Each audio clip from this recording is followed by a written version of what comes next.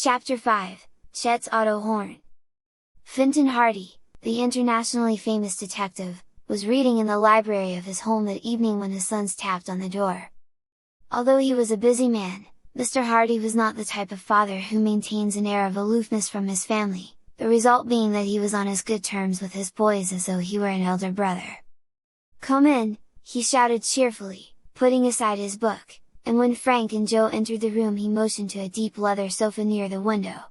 "Sit down. What have you been doing all day? Burning up all the roads in the country, I suppose?" He grinned amiably at them and puffed vigorously at his pipe.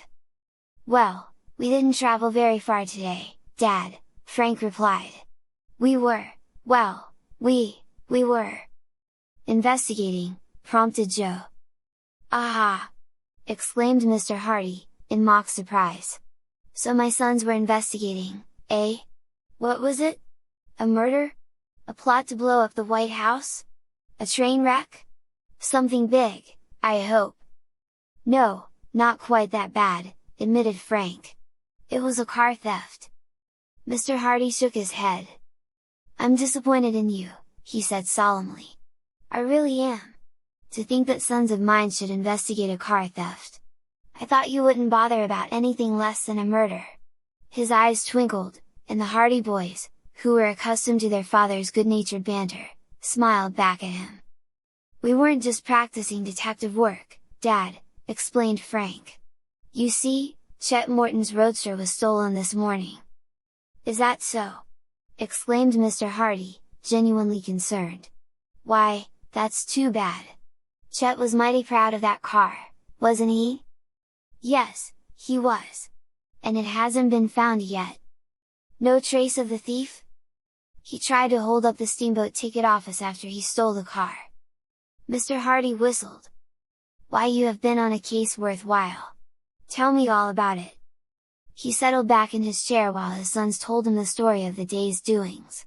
When they told of the difference of opinion as to the color of the man's hair, he did not laugh with them, as they had expected, over the argument between Hardy and Mr. Brown. On the contrary, he knitted his brows and his face wore a serious expression. "It wasn't any ordinary auto thief you were dealing with," he said slowly. "I've no doubt the man who tried to rob the ticket office and the man who almost ran you down on the shore road were one and the same. And the same man stole Chet Morton's car. But how about the color of his hair? There must have been two men," said Joe. "Think so? I have my own theories. But then, the average witness is very unreliable. For instance, I'll give you a test. You have each seen Superintendent Norton of Bayport High School. Well, how often? About 2,000 or 3,000 times, I guess," answered Frank. "Over a period of 3 years. Well, what color is his hair?" Frank looked blankly at Joe. "Why, it's... Joe scratched his head. "Brown, isn't it? I think it's black." "You see?" said Mr. Hardy, smiling. "Your powers of observation have not been trained. A good detective has to school himself to remember all sorts of little facts like that, until it gets to be a habit with him. Both of you have been looking at Mr. Norton for about 3 years and you don't know the color of his hair. And if I asked you whether he was in the habit of wearing lace shoes or button shoes, you would be stumped altogether. As a matter of fact, Mr. Norton is bald and he wears a chestnut wig. You never noticed that? He always wears button shoes, he belongs to the Elks, and his favorite author is Dickens." The boys looked at their father in amazement. "But, Dad, you've never met him."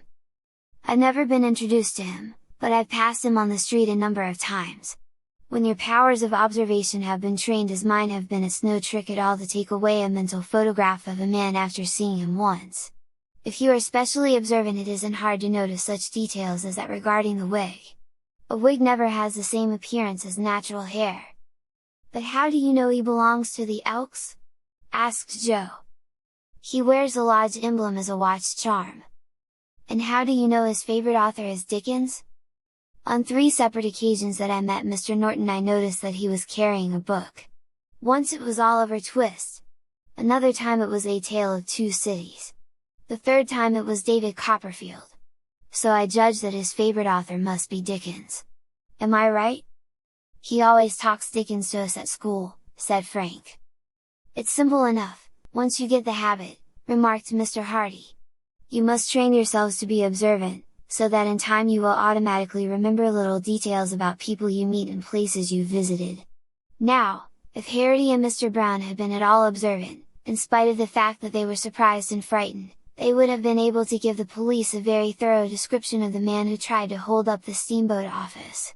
And if the man happened to be a professional thief, the description would have helped the officers ascertain who he was, because once a man has served a prison term his description is kept on file.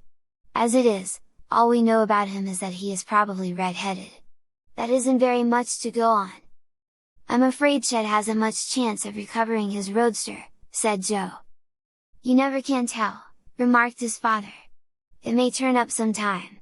Perhaps the thief will get himself into trouble yet. Keep your ears and eyes open! And now, if you don't mind, I have some reports to write." Frank and Joe took the hint and left their father to his work, but although they talked long into the night on possible ways and means of recovering Chet's car, they were able to devise no plan for tracing the thief. And through the week that followed there were no further clues. Chet had given up all hope of seeing the roadster again.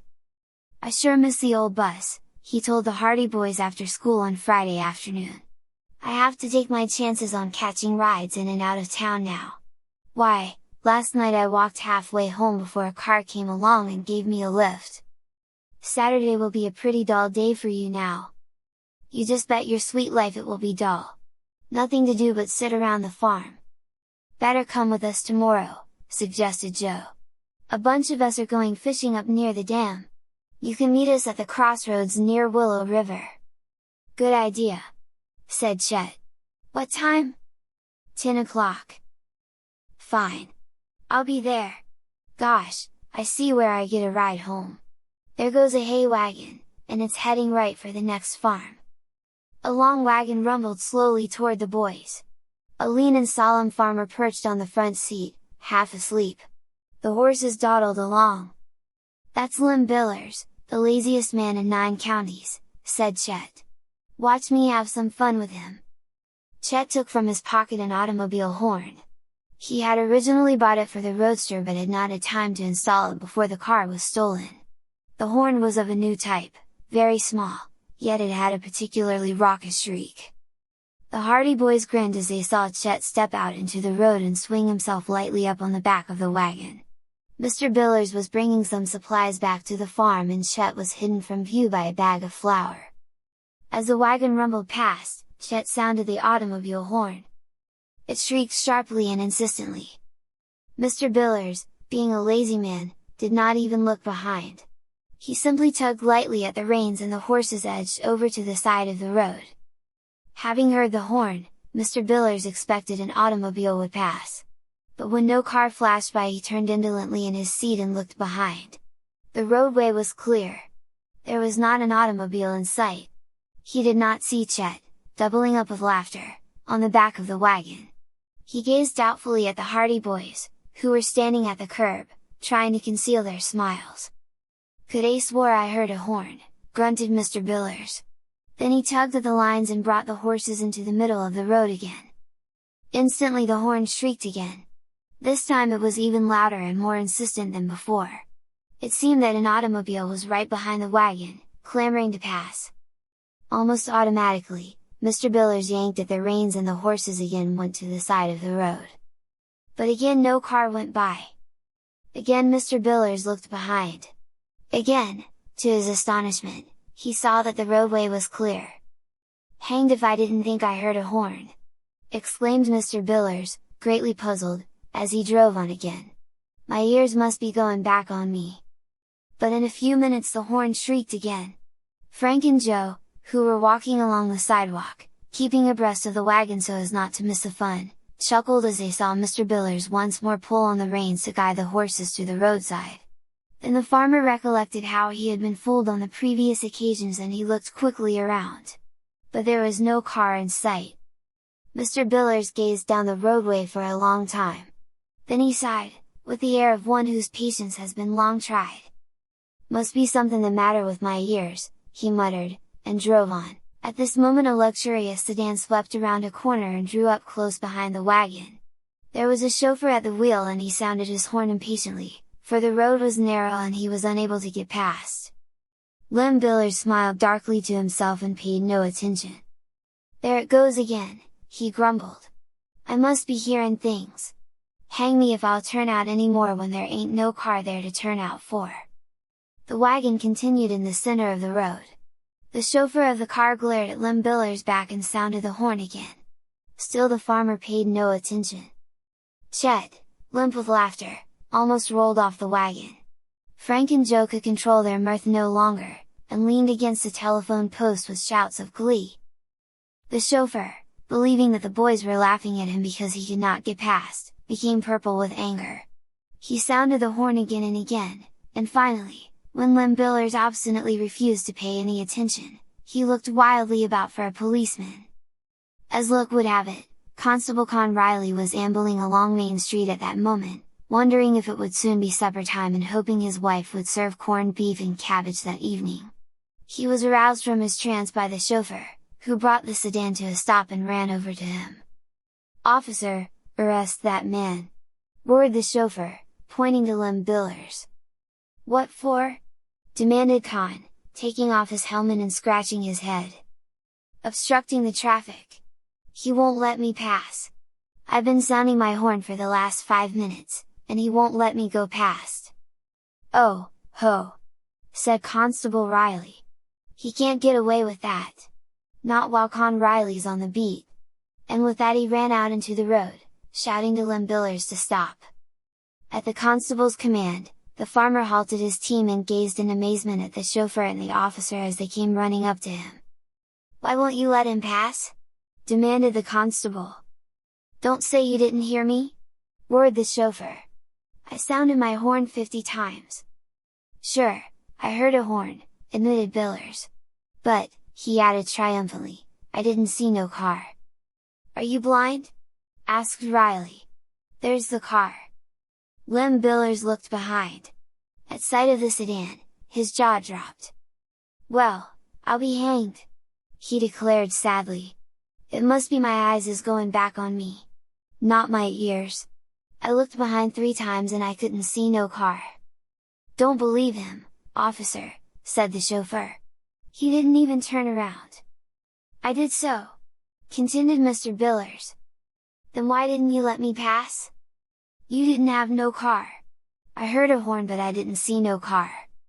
Thereupon the argument grew fast and furious. Constable Riley was vastly puzzled. He didn't know what to make of it. Both the chauffeur and Lem Billers appeared to be telling the truth, yet there was something wrong somewhere. He took it all down in a notebook, while Mr. Billers and the chauffeur grew angrier and angrier at each other until finally they were on the point of settling the matter with their fists. In the meantime there was a steadily lengthening line of cars and wagons blocking the street, unable to get past because of the hay wagon and the sedan. A constant chorus of automobile horns sounded. Angry drivers roared at the officer to clear the road. Constable Riley threw up his hands in disgust. "Get on your way, both of you," he commanded. "I can't stand here arguing all afternoon," and while Lem Billers, wondering whether his eyes or his ears had deceived him, drew his horses to the side of the road and muttered strong threats of vengeance against the chauffeur, the traffic tangle gradually abated. When he finally resumed his journey, the Hardy boys could see Chet Morton lying limply in the back of the wagon with tears of laughter running down his face. As for Frank and Joe, they laughed all the way home and during supper that evening their spasmodic outburst of chuckles puzzled their parents extremely.